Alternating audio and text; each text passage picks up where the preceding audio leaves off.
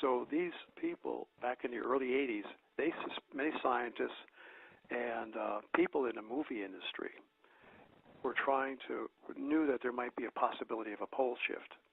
They thought the pole shift might be caused by by an alignment of planets, of Jupiter lining up with Saturn, lining up with Mars and Earth, and they thought that combined gravitational pull of all these planets in the year 2000 would pull the Earth off of its axis and cause global destruction.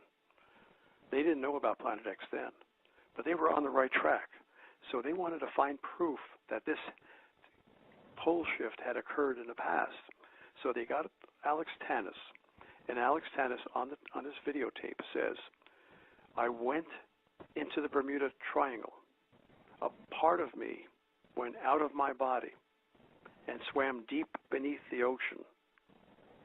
And I saw the most marvelous ancient civilization down below the ocean. I saw marble staircases, spiral staircases, marble columns, marble roadways. It was the most pyramids. It was the most spectacular thing I've ever seen in my life." He did an out-of-body experience. I mean, I've never believed in that, but I can see the proof of it from the testimony of Alex Tannis. And then in this videotape, they said, well, a lot of people did not believe Alex Tannis, but we went out to the coordinates where he had described to us, 40 miles off the coast of Florida. It's called the Bimini Road.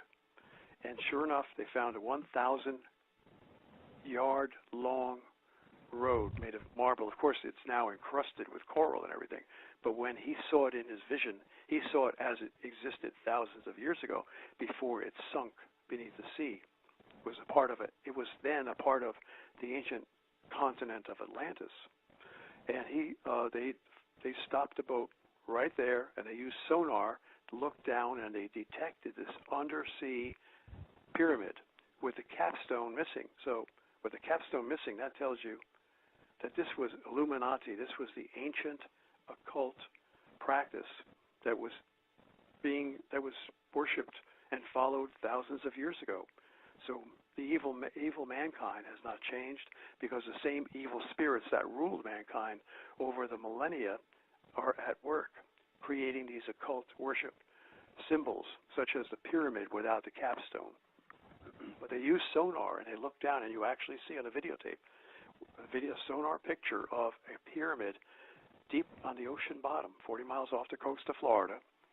This pyramid has no capstone. It's just incredible, and you have to believe it. So there's more evidence that the Earth was sunk. Yeah, I was just going to say that should be enough for people to realize. And I think what a lot of people feel is, they especially when you're young, you got this feeling of indestructibility, like, well, that can't happen because I'm here. And I have news for people. Well, it doesn't matter who's here. When it's going to happen, it's going to happen. And it is going to happen at some point. Well, it seems that some point is getting close to us in time right now. Because if you talk to some of the young people that, we think you're right, young people have this feeling of eternality, indestructibility. But if you see some of them, many, many thousands, and a growing number are being subjected to these horrible weather disasters. Entire houses, and we've all seen it, it's horrible, it's sad, it's tragic. We feel for those people. But these young people see their house turned into a pile of debris, wreckage, so grotesque that you just can't imagine how could they ever clean up all that wreckage that was once a house. And now they've got no place to live. Those people are painfully aware of how destructive this world is becoming, the weather. The tornadoes are super tornadoes now. It's all evidence. It's all evidence right before your eyes in living color. And some people, unfortunately, people have actually felt the pain of the evidence. Super tornadoes, miles wide. They never used to be that wide. Tornadoes used to be much narrower. Tornadoes were never had the high wind speeds that they do now. No, they look like hurricanes on the land, though. Yes, that's another thing. Land hurricanes, they call them derechos. Derechos I never even heard of a derecho in all my life. And now we're getting them. But these hurricanes, the one that destroyed Moore, Oklahoma, oh, how tragic. That had wind speed of around 300 miles an hour. I mean, it's, that's a circular rotational speed. I mean, that is incredible. I mean, that's a record. I think that broke a record. There was nothing ever has been recorded at that high a velocity, no tornado. And the wind, miles wide. John, I've looked at, I was just going to say that, I always thought of tornadoes as these, somewhat small funnel clouds, and if you were in its path, you were in trouble. But, now it's like you said, they're so wide that, you're going to be in its path. It's like we just said, it's like a hurricane just traveling across land. It's unbelievable. I tell you, I watch the Weather Channel, and sometimes I cannot believe what I'm seeing. And I think a lot of, especially the younger people, again, they look at this and they don't know any different. They think it's normal. It's far from normal. Yeah, I mean, here's another crazy anomaly that shows the Earth is in trouble. These experienced weather hurricane or tornado chasers, they were playing it safe. They knew that if you stay on the south side, I think the Weather Channel was saying this, if you stay on the south side of the tornado, you're okay because a tornado always moves toward the northeast. However, for the first time ever, the tornado, instead of moving northeast, it moved south. And it killed 3 very dedicated, experienced tornado hunters. Yeah.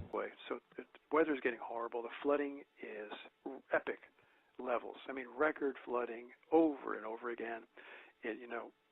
Far more than we've ever had in the past, far greater water levels, cars being washed away. Day after day, you see this all over the country. I can't even begin to tell you all the different places that have been severely flooded, homes destroyed. You know it, you see it. I don't even have to go into details, right? And then the drought.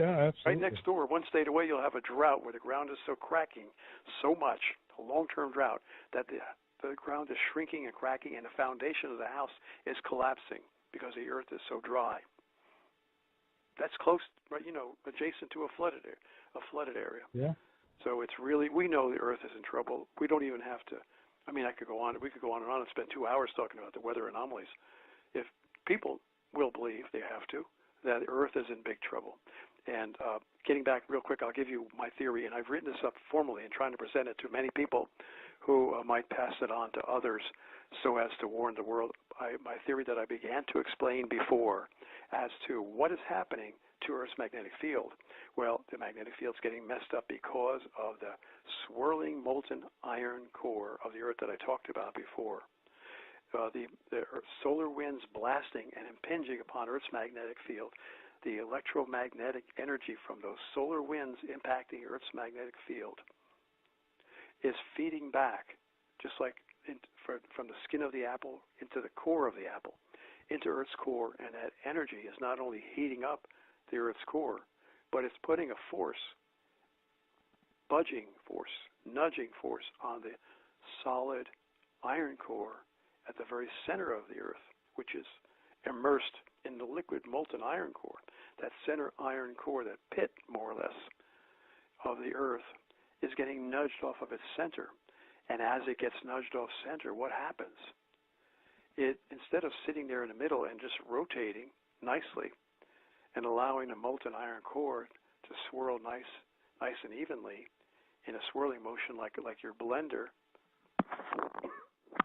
what happens is that the iron core gets shifted off center, and now the iron core is not only rotating daily, but it's revolving. And that's why you see the jet stream looking like a huge wavy roller coaster. If you look at the weather map on the Weather Channel, the jet stream always looks like a huge roller coaster. Never used to look like that decades ago. It's not supposed to look that way.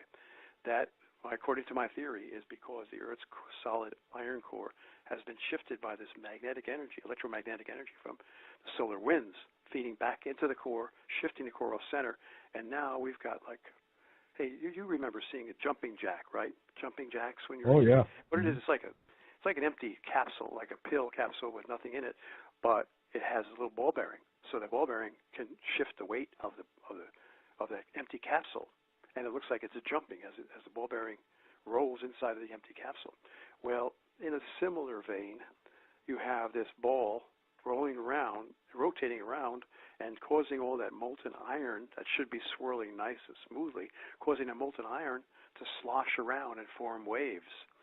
Now, the molten iron itself is what generates the magnetic field, because the molten iron is comprised of free electrons. Iron is an electrical conductor, and when you melt it, all the free electrons that would normally flow through, like in a wire, those free electrons are moving. And we know what moving electrons, swirling electrons, constitute. It constitutes electric current. You can create electric current by taking a lot of electrons and stirring them up in a big circle if you had the power to do that. Stirring up like you would stir your coffee with a stirring stick.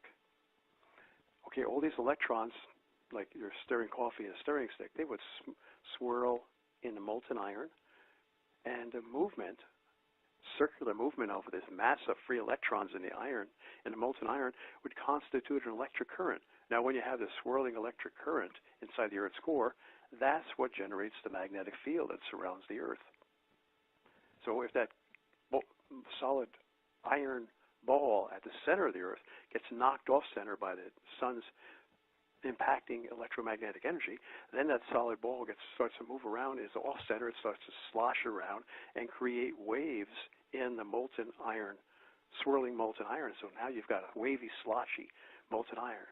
Now, if the molten iron sloshes enough as that ball moves farther and farther away from the center, and that ball moves closer to the edge of the molten iron swirl, now the sloshing of that molten core gets so accentuated, so radical, that you have waves that fold back on one another. Now some of that swirling molten iron is going in the opposite direction. Instead of swirling, like clockwise, some of it is sloshing back in huge waves, curling waves like surfer waves that go back in the opposite direction. Well, that generates a reverse magnetic field. So the polarity, instead of going from north to south, goes from south to north. And that's how you get a pole reversal. That's my theory. Nobody else has ever put that out, to my knowledge.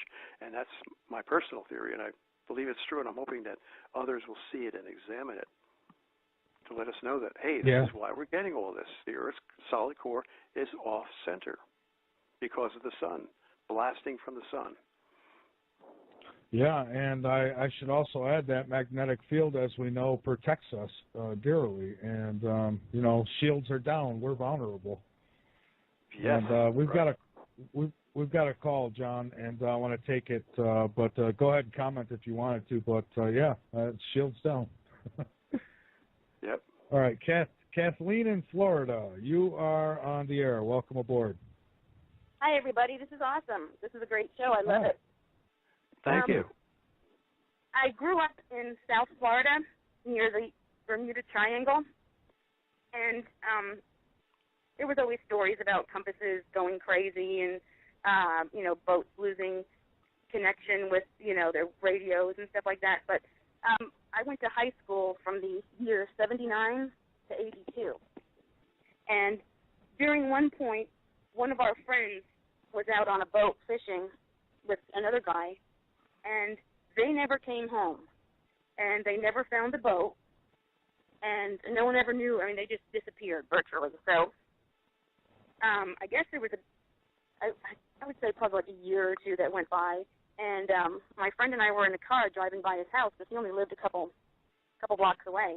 And it was always kind of weird, when we drove by, because he had a brother, and his brother was still there, but, our friend was gone. And it was dark, and we were going past his house, and there was like a little cloud, probably about the size of, like if you put your arms in a big circle in front of you, no bigger than that, maybe kind of an oval shape. A cloud. Not thick or not thin. But we just drove by, his house at residential speed, and all of a sudden, this cloud came from his yard and came across the street and went underneath my vehicle, right where the driver's side door was, and then went underneath and then went out from the passenger side underneath the car. And my best friend was driving with me, and I said, did you see that? And she said, yeah. And we just were like, whoa, you know. And we just assume that, you know, that was our friend. But when you talk about the Bermuda Triangle and all those disappearances and stuff from years ago, and now you talk about how they found the pyramids underneath there and stuff, do you think that has any connection? It very well might. It's hard. It's a great mystery. And stuff? I'm sorry, what? You think that has any connection with the pyramid that they found, you know, just what you were talking about? It's a great mystery, really. I have not studied it, so I wouldn't want to make any kind of statements, but certainly I've had I have some speculation. It could be related to large magnetic deposits, iron deposits beneath the seabed around there, and it could very well also be related to the civilization that existed that was sunk off the coast of Florida. You may be right. We know they had advanced technology back during the time of Atlantis, this great ancient empire that, which was very much like our current United States in high technology and great world. It was a great world power. They had weaponry, and I should really refer to some of the Edgar Cayce, the great sleeping prophet. This psychic is accepted even by scientists. I spoke of him just a while ago. But Edgar Cayce, in his trances, he talked about what happened in Atlantis thousands of years ago before the great sinking of Atlantis. And he mentioned crystals that they used.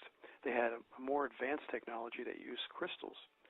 And it was dealing with energy weapons and all kinds of weird stuff, which our government, believe it or not, it must be true, because our government has secretly sought this ancient technology.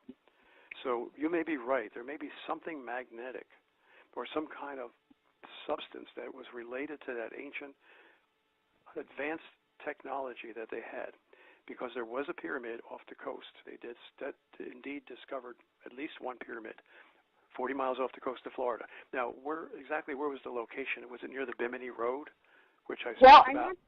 I'm not sure exactly where the Bimini Road is, but when we were kids, the Bermuda Triangle, probably so, the Bermuda Triangle is what we were always told was off the coast, and I lived in Boca Raton, so it was not too far off the coast of where I was, and then there was a triangle, 3 points that were, where all these things had taken place, where they just kind of referred to that as the Bermuda Triangle. So that was off the coast of Boca Raton, right? About how many miles? Not far. How many miles off the coast? Not far, and I can't remember exactly, but we always knew that it was there, and I've been over it many times. I've been fishing in it many times, and we had never ourselves experienced anything weird, but, we used to make jokes about it and stuff, and then, when our friend went missing, we thought that was really bizarre.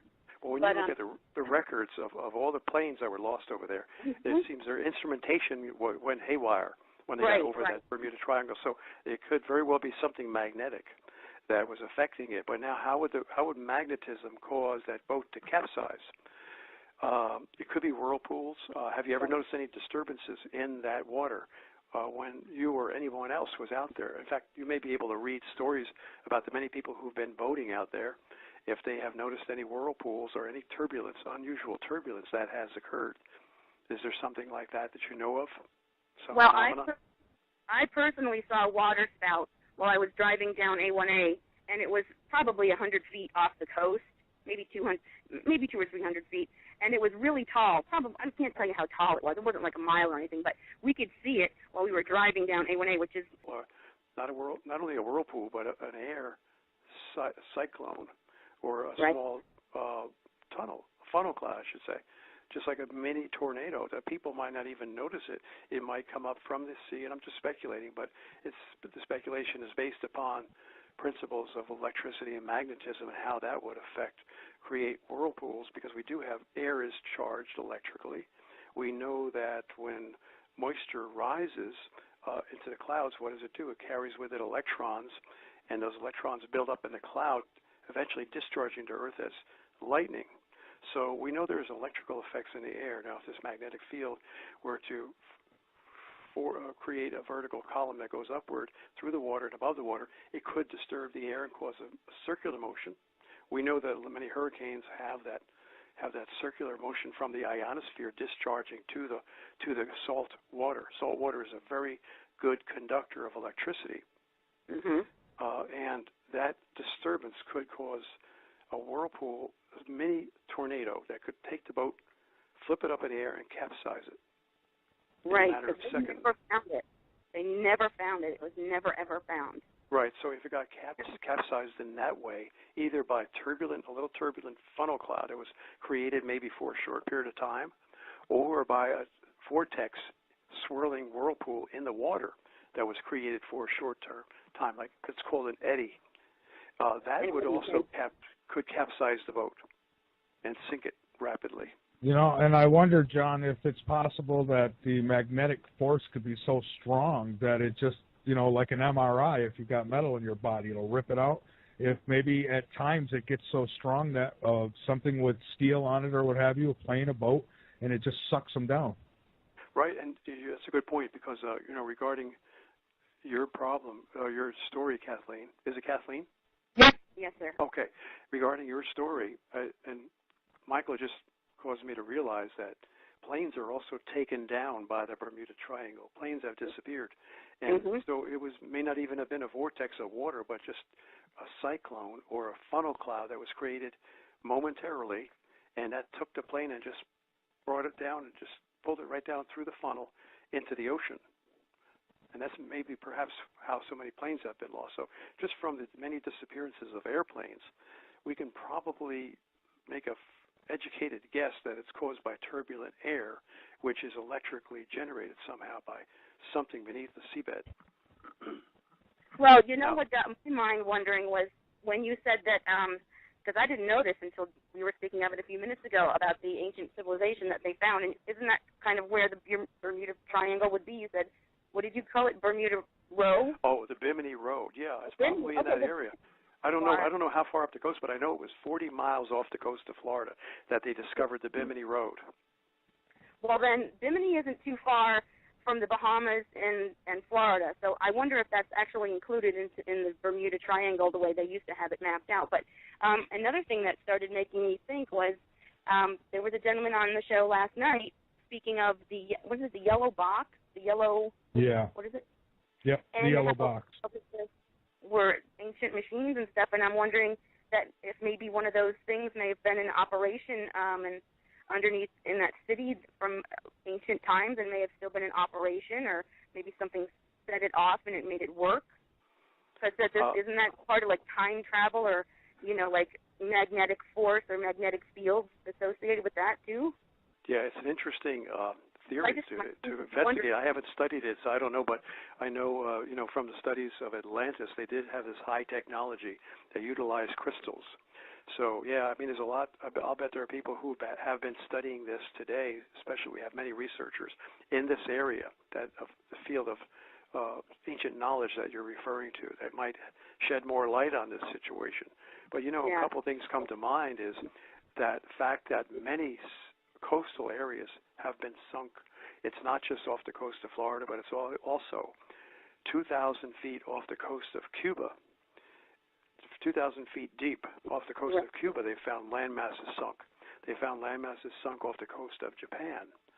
And also off the northern coast, James McCanney has stated a number of times, off the northern coast of Australia, the U.S. Navy has been conducting secret salvage operations of the lost continent of Atlantis, sunk off the northern coast of Australia. So this is all around the world that these sunken coastal cities have been found, and you would expect that.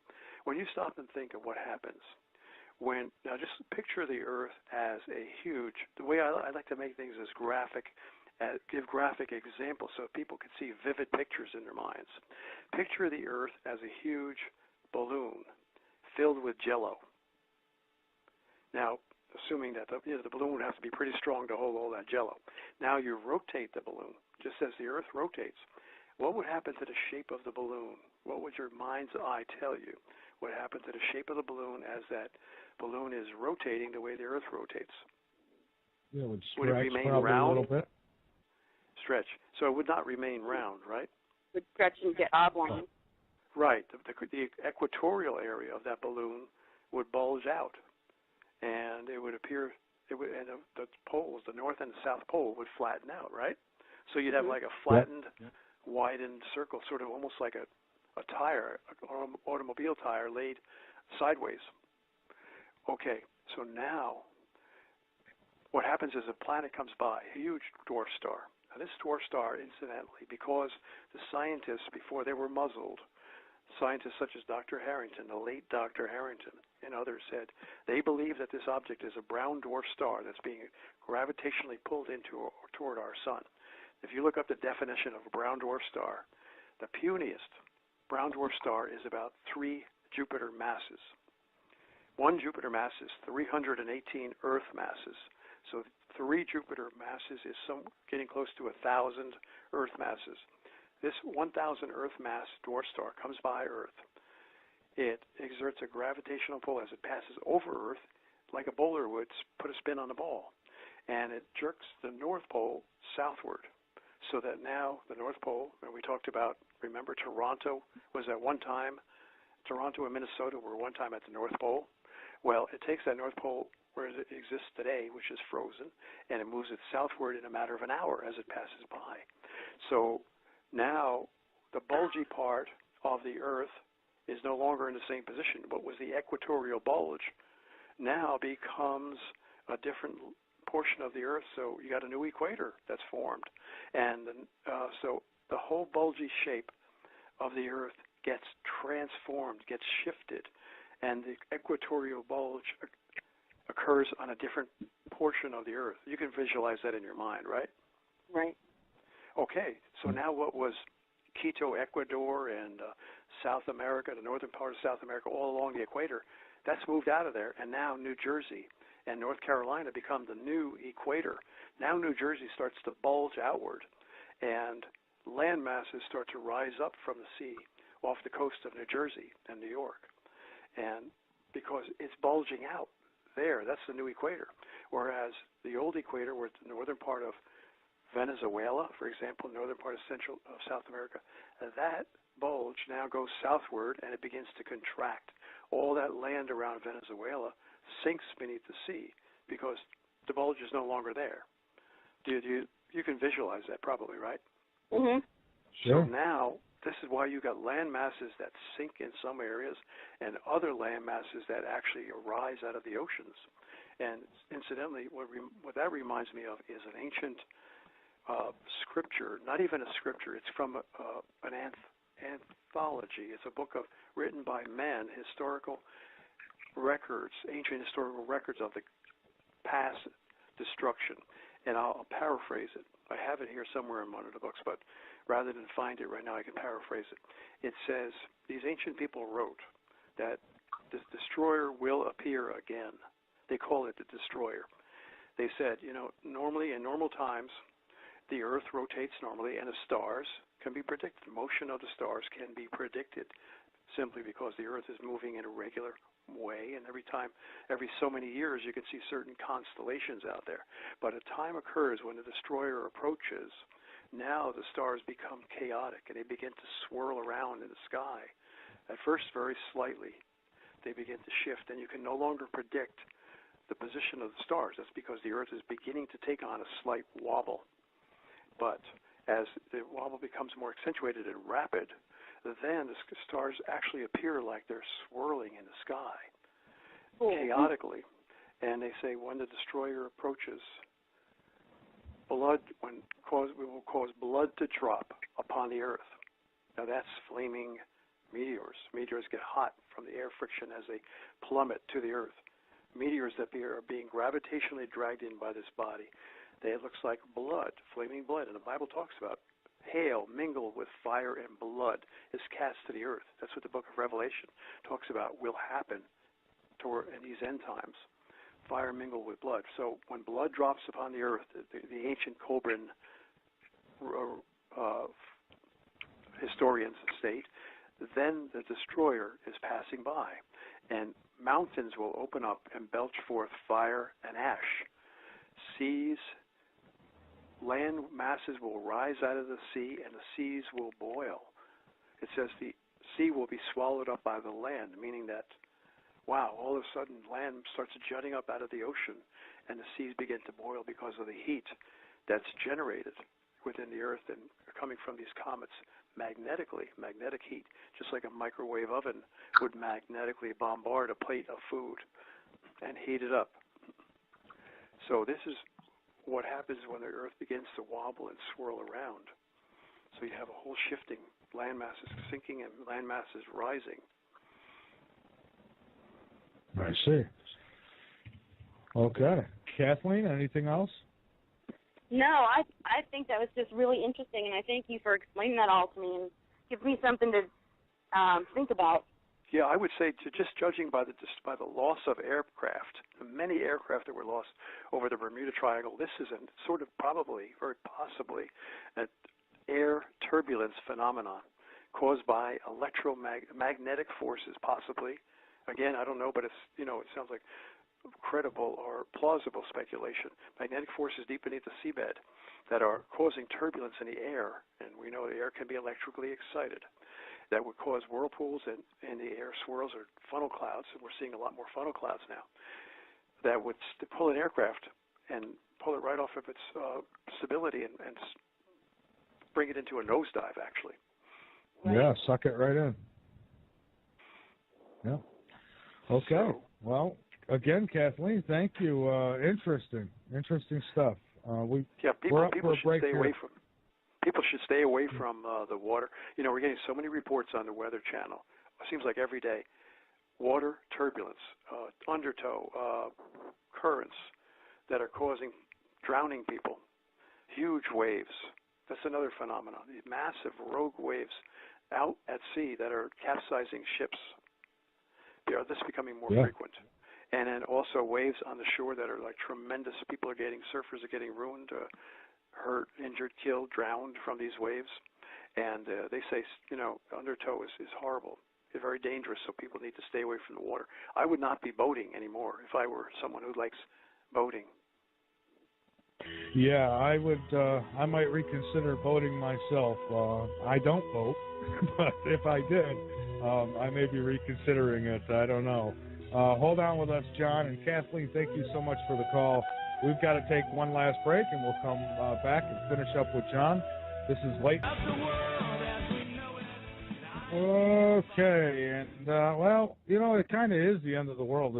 I know it. I know a lot has changed, and I'm not talking about just people and the way they behave, but the planet itself, the weather patterns, the activity, the solar system activity as well. And you look at the sun and the different things going on there. We got fireballs coming not only close anymore, but impacting us. So, there's a lot going on. And whether you buy the whole Planet X thing or if you're more of a, it's Jesus is coming back type deal, however you view it, the fact of the matter is you cannot deny that these changes are happening and that there is evidence, and plenty of it, that these changes have taken place before. Now, me, I never deny the fact that we are going through some trying times here on this earth, not only with political structure, but most definitely with Mother Nature, if you will. There's a lot of people out there who will tell you that they know exactly where Planet X is and that it's coming, it's going to do this, it's going to do that, whether it be the aliens told them or whatever it might be. And I'm not picking on anybody. I'm just saying that there's a lot of people out there with different ideas on this.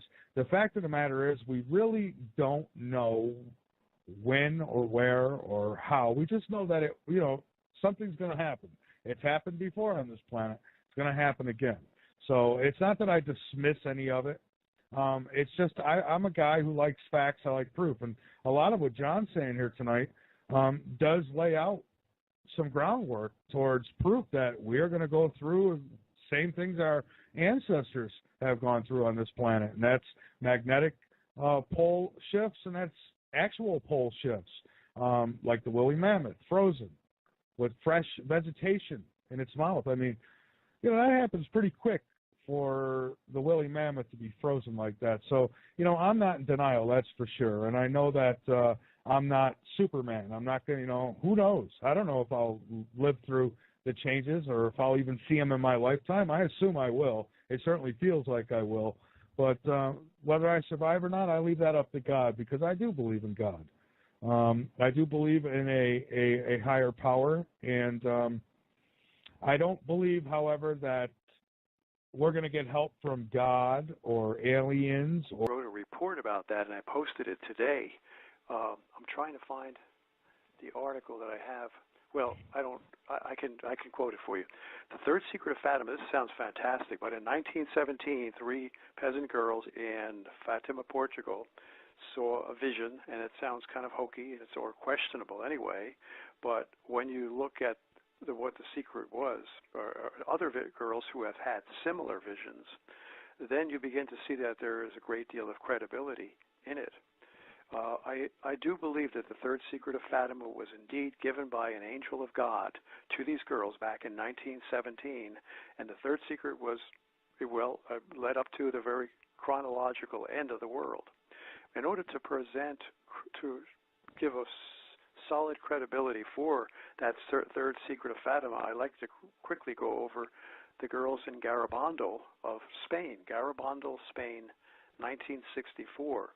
These 4 sisters, young girls, were out picking apples in a field. It was clear skies. All of a sudden there was a loud boom, like thunder, very loud, like a bomb. One of the girls, whom I have on videotape, testifies. On a clear day it sounded like a bomb. And all of a sudden one of the girls falls to her knees in a trance, and the other girls think that she's ill and you go to run for help, but all of a sudden they fall to their knees also in a trance, and they are spoken to by an angel. They've had many of these experiences. They woke up from the trance and went back running excitedly to their families and to the townsfolk, and told them that they had seen what they call the angel. And there were many such experiences where they were spoken to by this angel. And there was actually films. I have videotapes from a documentary that was made showing films of the girls when they were in this trance-like state, sort of like the same state that Edgar Cayce was in when a spirit, I believe the Spirit of God, gave him this power to heal people and to predict the future. He even said it was from God. Well, there was one night when the girls of Garabandal told the townsfolk who were filming them, we want to be left alone. We're being told that there's something serious is going to be told to us by the angels. Well, it was called the Night of Screams.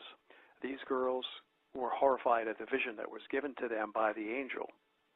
And the person who recounts it, this woman who has studied and interviewed the children, says that they said several things, but one of the things they said the angels told them was that at some time during these future disasters, no electric motor anywhere in the world would be operable.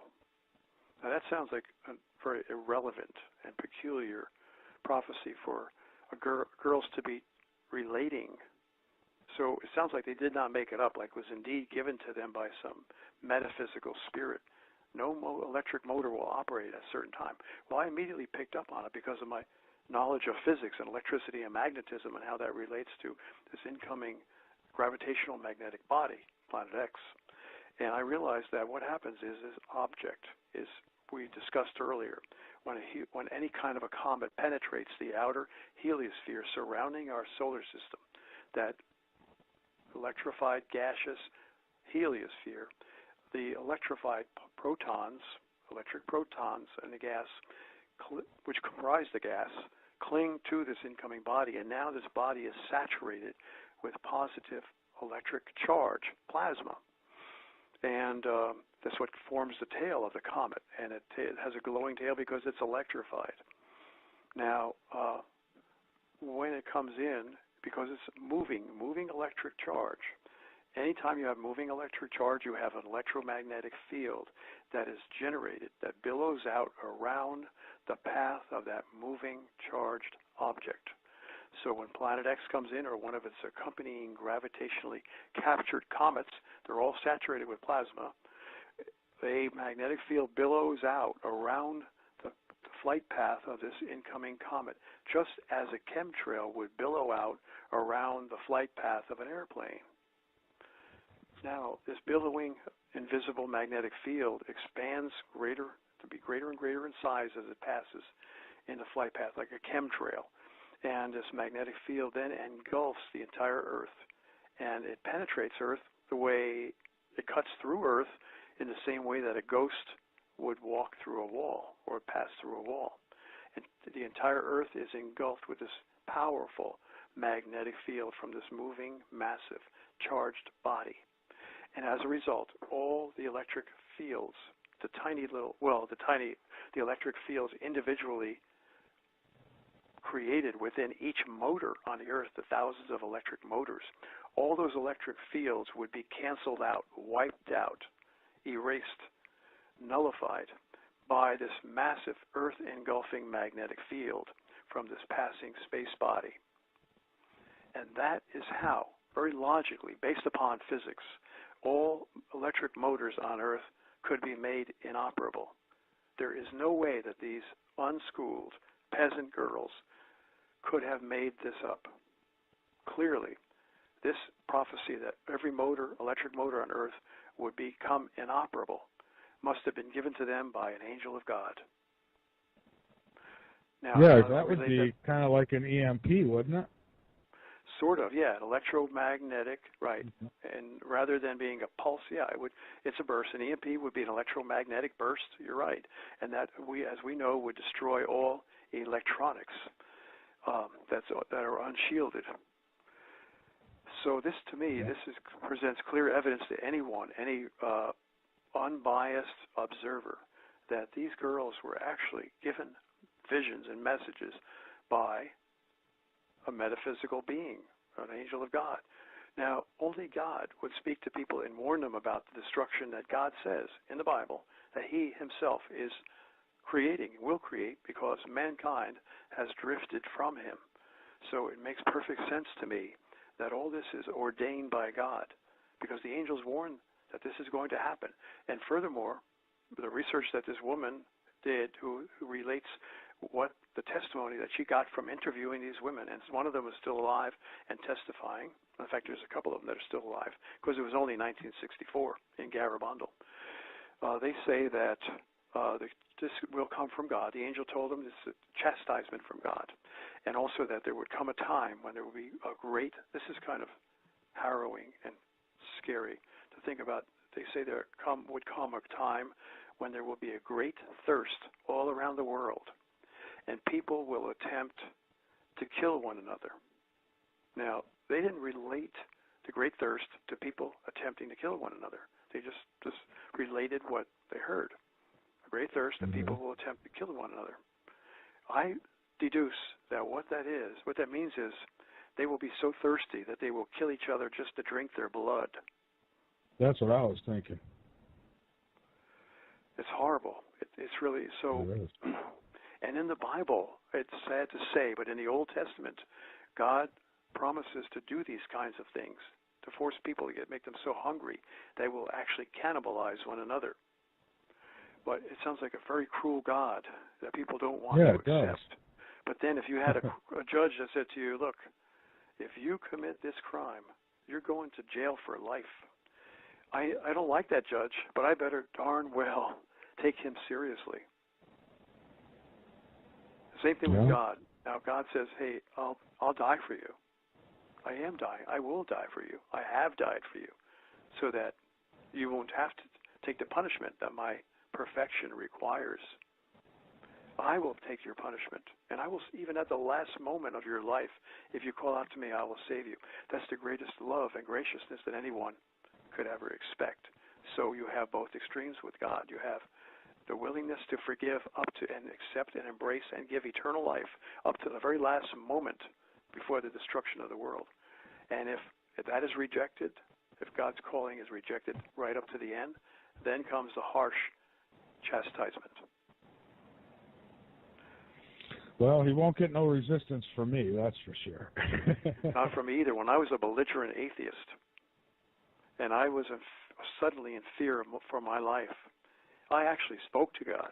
And that's something that no, even so-called good Christians don't really do.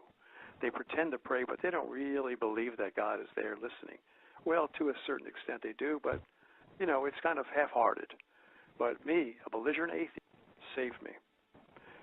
And even then, remained an atheist, even after that, for years, until finally God drew me. No, it wasn't me, but it was circumstances in my life where God brought me to recognize Him and to embrace Him, His Spirit.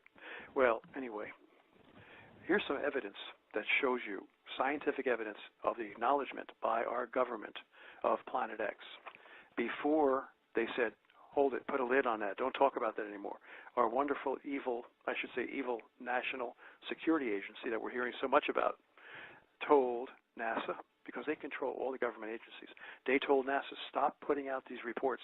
Do not mention Planet X anymore. How do I know that? Well, I can deduce that that's what they told NASA, because once they had discovered Planet X, and I've got the newspaper articles which I photocopied from my county library, proving that they were out, they knew Planet X was there, they went to look for it, they found it, they discovered it, they heralded it in major newspapers, and then they were told to shut up and don't say any more about it. And ever since then, the subject has been blacked out.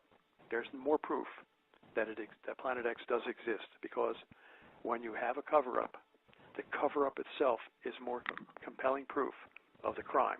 The cover-up of the crime is compelling proof, like with the Kennedy assassination. They went through such elaborate cover-ups that, and as Jim Marrs, the great Kennedy assassination researcher and author, Jim Marrs says, the totality of the cover-up evidence itself is so great that the cover-up in itself proves that he was assassinated by a high-level conspiracy. Well, anyway, here's the cover. The cover-up was for many years. But here's the original article that was issued. Well, I've got 4 articles that were issued back in 1983. New York Times, January 30th, 1983, title, Clues Get Warm in the Search for Planet X. This is the actual article photocopied from the New York Times. Clues Get Warm in the Search for Planet X by John Noble Wilford. Quote, something out there beyond the farthest reaches of the known solar system seems to be tugging at Uranus and Neptune. Some gravitational force keeps perturbing the 2 giant planets, causing irregularities in their orbits. The force suggests a presence far away and unseen, a large object that may be the long-sought Planet X. Evidence assembled in recent years has led several groups of astronomers to renew the search for the 10th planet.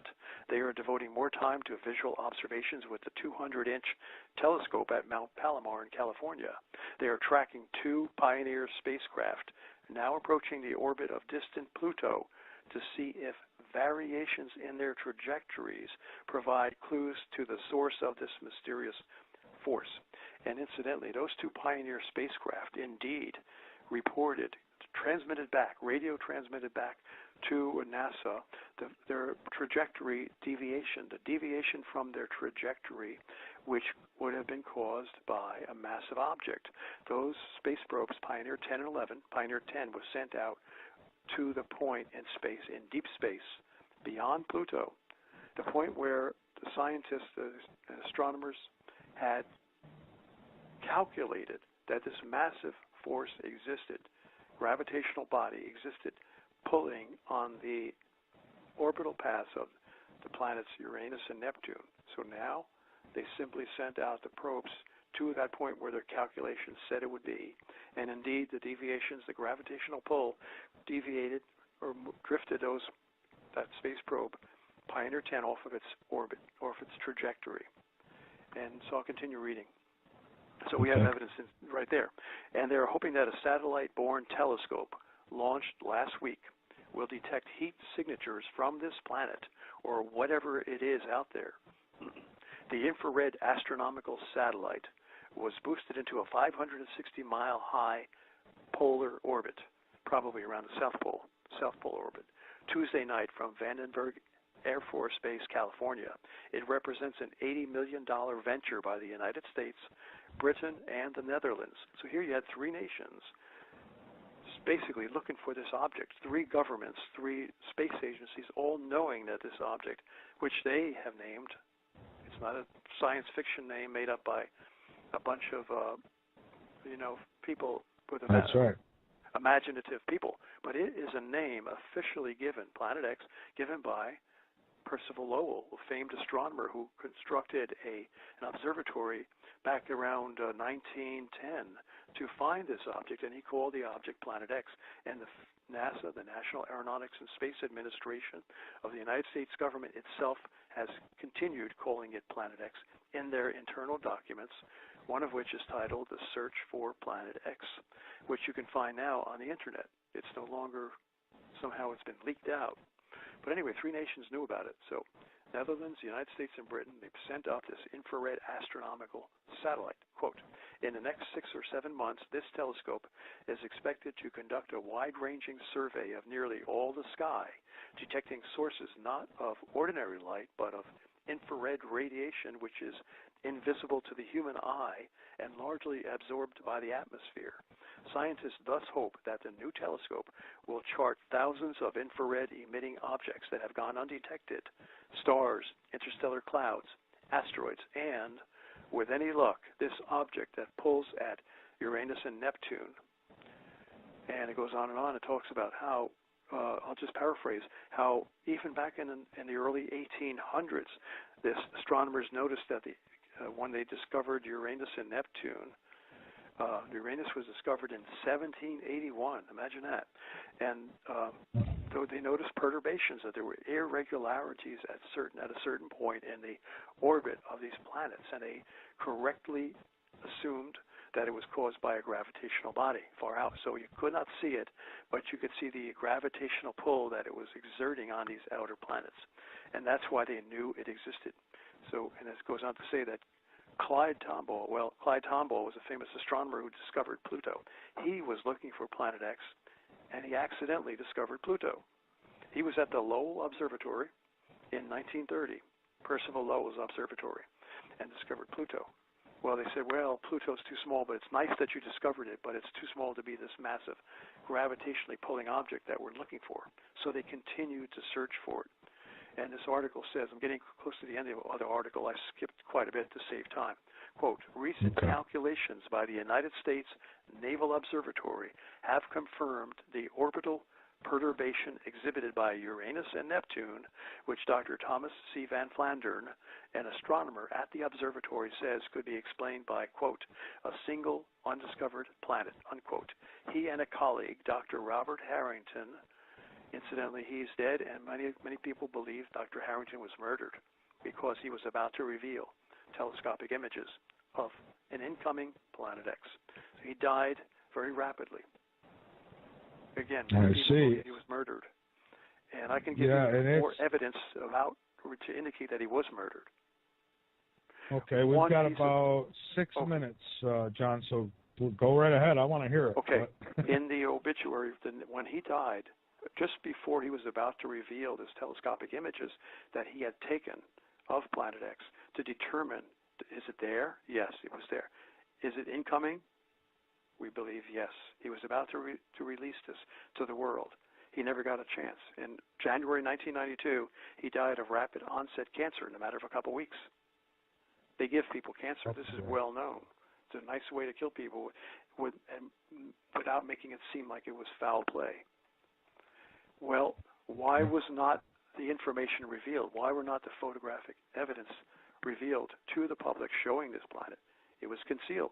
There's evidence right there that he was murdered. Even if the man died of natural causes, they still should have released the photographs of Planet X, but they didn't want anybody to know about it, and the subject was blacked out in the press for the last 30 years, ever since the discovery of it. Another thing, they did an obituary. The U.S. Naval Observatory did an obituary for their chief astronomer, Dr. Robert S. Harrington, and they said in the obituary that they really incriminated themselves by saying this. Oh, at the end of his career, Bob Harrington really lost all interest in Planet X, which, as we know, is a complete lie. It's a gross lie, because this was a pursuit of this man's life. I mean, any astronomer would have considered that the greatest discovery in history, and Dr. Harrington devoted his whole life to that pursuit. So we know that somebody from the NSA the U.S. Naval Observatory, they're not a bunch of spies and spooks. They would not do something like that. But probably some creep from the NSA got in there and said, throw this into the report because we don't want them to think that Harrington died because he discovered this Planet X. So throw this little comment in there. Say, oh, Bob lost all interest in Planet X during the last year or so of his life. Well, by saying that, making that unsolicited comment, which was unbelievable, they incriminated themselves. And this shows another, to me, is quite clear, and to many people, quite clear evidence that he was murdered. So they kill people over this, and others have I been agree. too. And I'll tell you, John, talking with you tonight, you've piqued my interest again, where I want to go back and look at different things and see if I can find anything else. I mean, boy, I wish somebody could get their hands on those pictures and release them. But I have nobody will. Right. Michael, I have to tell you real quickly. Here's something you mentioned at Fatima. Okay, the girls at Fatima. What happened was one of the sisters, the others died of the swine flu, Spanish flu of 1917, 1918, but one survived, Lucia. She became a nun. Now there's photographic evidence, and I just put a report out. Someone was doing research. Not only an informant of mine that I spoke with a few years ago, but somebody else, Marian Horvat, put out a report showing photographic evidence that absolutely proves that this Sister Lucia, which became a nun and became very aged and lived in a cloistered convent until she died, supposedly died just a few years ago, she was not the real Sister Lucia. She was a phony Sister Lucia. And that phony Sister Lucia existed for many years. The real Sister Lucia probably was murdered in the early 1940s. She was told to be quiet and never mention a word about that third secret of Fatima to anyone except to the Vatican. Evidently, photographic evidence that I posted today from Marian Horvat shows that the Sister Lucia that the church has represented as being, the girl who was given the message of the third secret, is a phony. You've got to see that report. It's fantastic. Yeah, please, if you think about it, if you can remember, please send it to me, and also send me links to the articles you spoke of, and I'll post them. But I have a couple of questions from the chat. If we can get a quick answer. Okay. One is, where is Planet X right now? And the other is, are you aware of the large black triangle object in the sun? Where's Planet X? I don't know. I mean, only NASA knows. I mean, we have many of us believe that it's in. He's running away from you, and you're grabbing him from the back of his suspenders. You're pulling him backward. He's going to decelerate. That's exactly what happens as this object overshoots the sun. Then instead of the sun pulling it toward it and accelerating it, now the sun is pulling it back because it overshot, and it's decelerating it, and now it makes a big looping U-turn around the sun, and it's going to take several years. According to the people in Edgar Casey in Atlantis, who went into a trance and saw what happened in the past thousands of years ago when the same destruction occurred in Atlantis, there were two destructions separated by a period of years. I believe that period of years was 3.5 years, the same time that's predicted by the Bible as being the period of rule and reign by the global Antichrist, 3.5 years. The first passage is going to be the destruction when it comes over Earth's path on its way over the top of the sun. It's going to cause a certain amount of destruction. Then it goes over the top of the sun, and then it has to pass over Earth's orbital path a second time. I believe, my speculation is that it's 3.5 years between the first passage on its way over the top of the sun to the second passage over Earth on its way after it passes over the top of the sun and back out. 3.5 years. Anyway, it's making a U-turn, and we don't know where it is right now, but it's probably, from our best guess, in distant, making that big U-turn out around Saturn someplace, because we're seeing storms on Saturn. All right, and that's sort of circumstantial evidence. I'm not sure about this. So there's the sun. There is an object called ISON, and Marshall Masters has actually photographs of it that were taken before the observatory in Costa Rica was shut down, where photographs were prohibited after Marshall Masters had captured this photograph of this object. It's very compelling. It's absolutely there, and that's the object that looks like an object near the sun.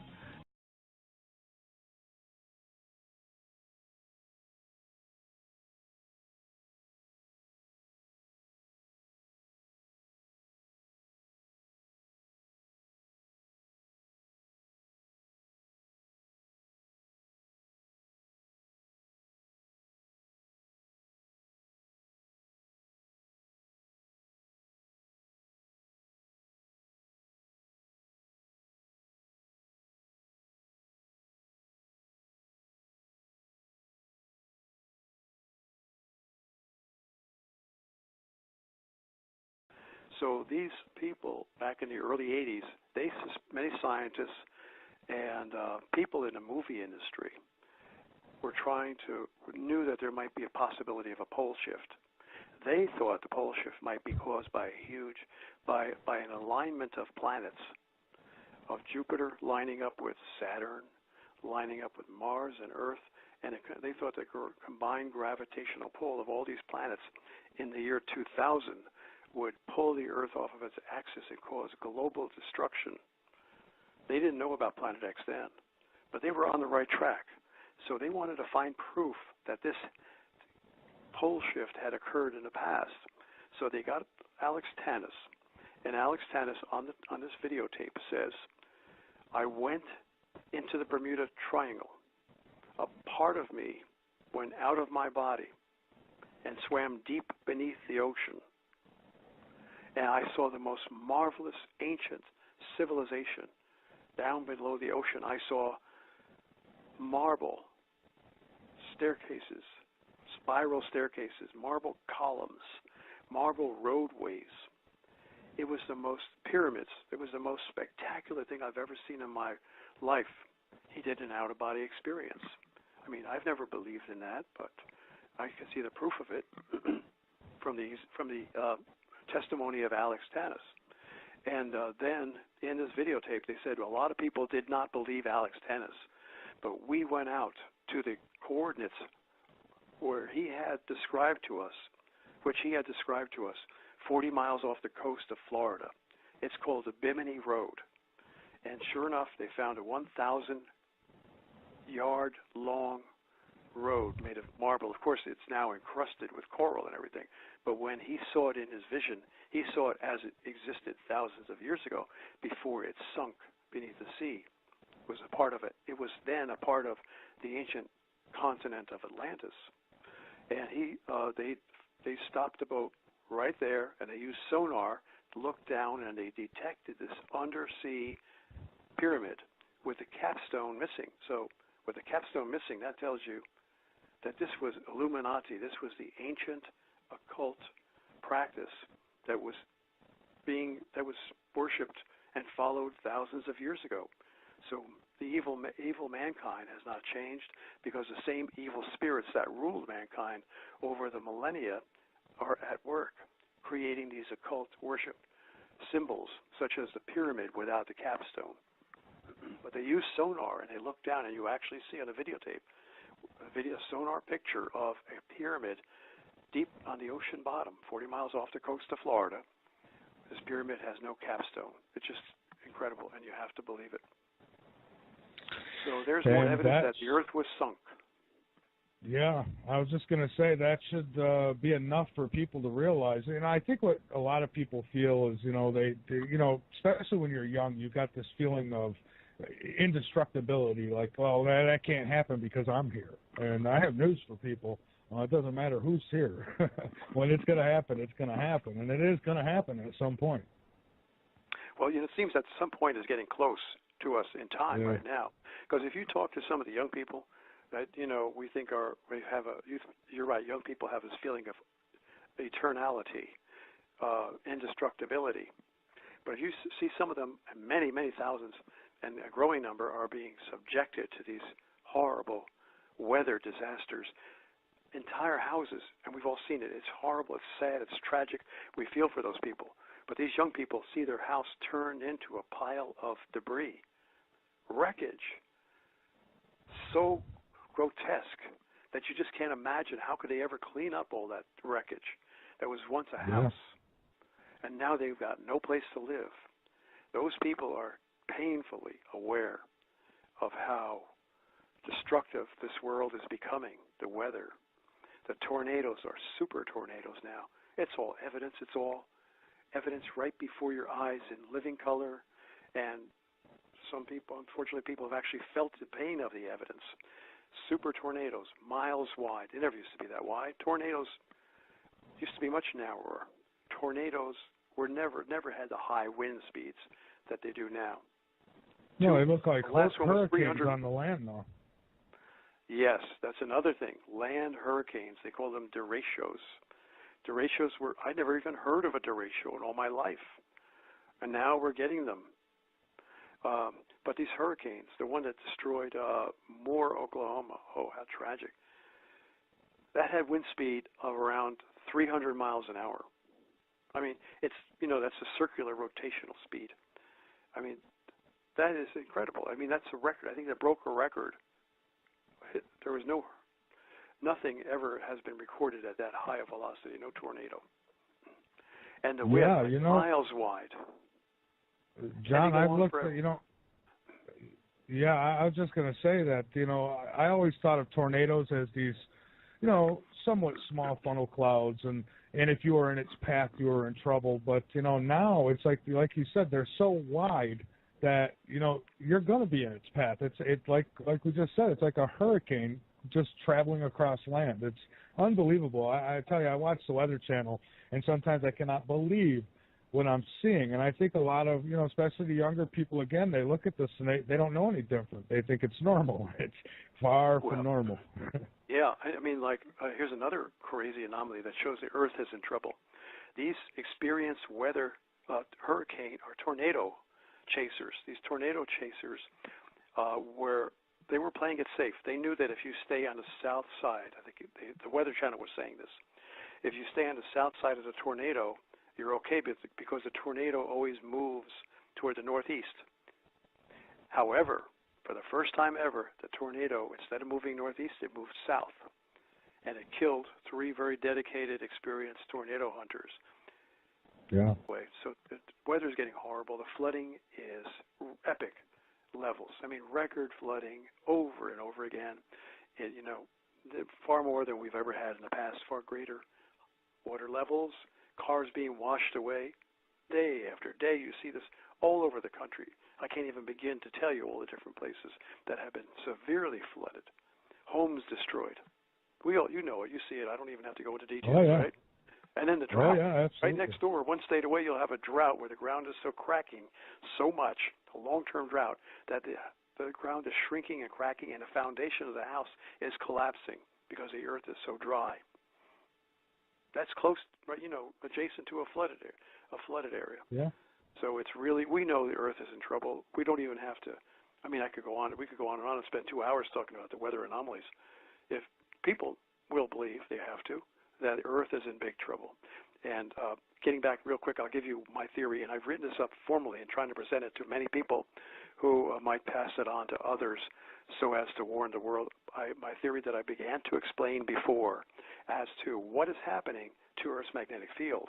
Well, the magnetic field's getting messed up because of the swirling molten iron core of the Earth that I talked about before.